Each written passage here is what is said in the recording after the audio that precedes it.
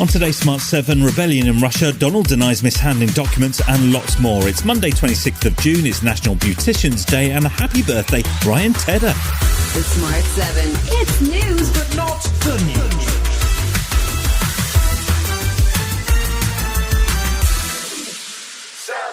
There was utter chaos in Russia this weekend. On Friday, the infamous Wagner Group appeared to turn their back on President Putin after Chief Yevgeny Prigozhin called for a march of justice in response to an alleged Russian missile strike on his troops. Over the next 24 hours, he began leading his mercenaries towards Moscow, claiming control of military facilities in two southern Russian cities that led to Russia stepping up its counter-terrorism operations, and Putin even giving an address on TV accusing the fighters of treason. But the rebellion was over before it even began. On Saturday evening, Prigozhin struck a deal with Belarusian President Lukashenko to stop his troops in return for charges against him being dropped. He announced a U-turn in an audio message posted to Telegram.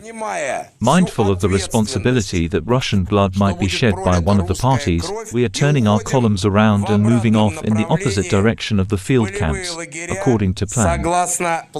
Meanwhile, Ukrainian forces were quick to take advantage of Russia's infighting, making further advancements in the east of the country. Ukrainian President Zelensky was keeping calm, but he didn't seem so sure about his Russian counterpart. The man from the Kremlin is obviously very afraid and probably hiding himself. Ukraine will definitely be able to protect Europe from any Russian forces, no matter who commands them. We will protect.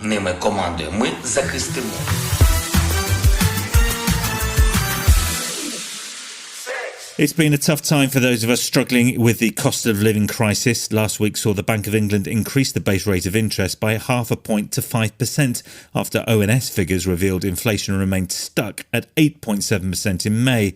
That is way above the 2% government target, and Chief Secretary to the Treasury, John Glenn, says it's difficult to control public spending whilst prices are soaring. My responsibility is to control public spending, and that is an incredibly challenging job. And obviously these inflationary pressures bear down across all our public expenditure. But Labour's Lisa Nandy thinks there's more the government could be doing to tackle inflation. She says they should be putting pressure on the banks to incentivise saving. Banks have passed on interest rates rises to mortgage payers, but they haven't passed on those same rises to savers.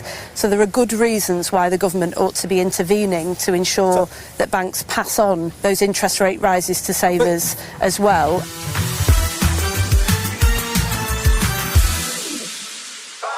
Prime Minister Rishi Sunak was given a grilling by Laura Kuenssberg this weekend after he joined the BBC presenter for a rare sit-down interview. Amongst the topics of conversation were the situation in Russia, it's being monitored closely, his strategy for tackling inflation, the Bank of England's plans look good, and the crisis in the NHS. There'll be a new staffing plan released next week. So that's all right then. And he wasn't patronising at all when he attempted to justify the long NHS waiting times. You can pick some selective statistics, but the experience that people are having on waiting lists is dreadful in many cases. It's because we've had a pandemic, Laura, and the backlog that ensued was always going to take some time to work through. Not everyone was impressed with the PM's performance, with comedian Ben Elton giving it a particularly scathing review. If anybody was still watching after that extraordinary Orwellian, meaningless, evasive word salad, and it turns out he's as much of a mendacious, narcissistic sociopath as his previous boss.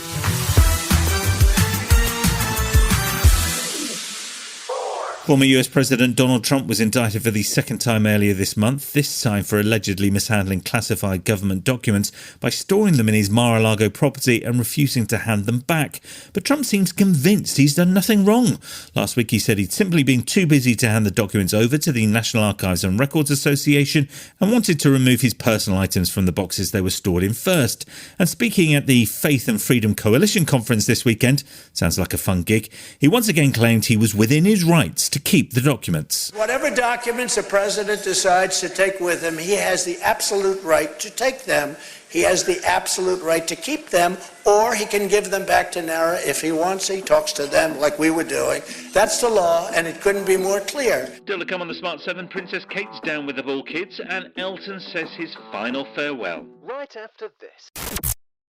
Welcome back.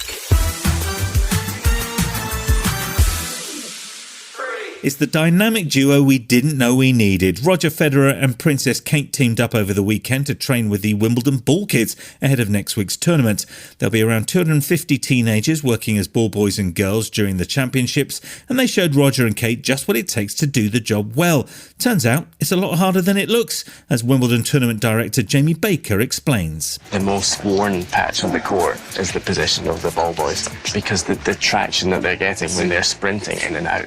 This is proper practice. I'm really impressed. All the discipline and everything like that you've learned from here, you'll be able to take into so many other different parts of your life. It's a good choice.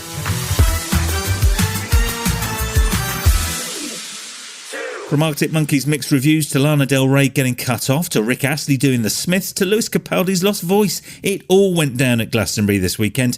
There's been no shortage of talking points from Britain's biggest musical festival, but the major moment was Sir Elton John's extravaganza to wrap things up on Sunday night.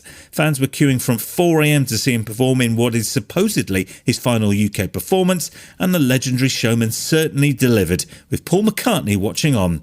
Let's check in with our man in the crowd, Jamie East. Good morning, Mike. Good morning, Smart 7. It's Jamie here. It's Sunday evening, very, very late. I am amongst the 200,000 people all trying to search for a taxi to get out of Glastonbury. Elton was fantastic. Guns N' Roses less so. But all in all, it's been a fantastic year for Glastonbury. Mike, thanks very much, mate.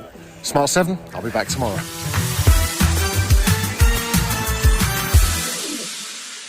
It was the ultimate David versus Goliath tale which turned Wall Street upside down.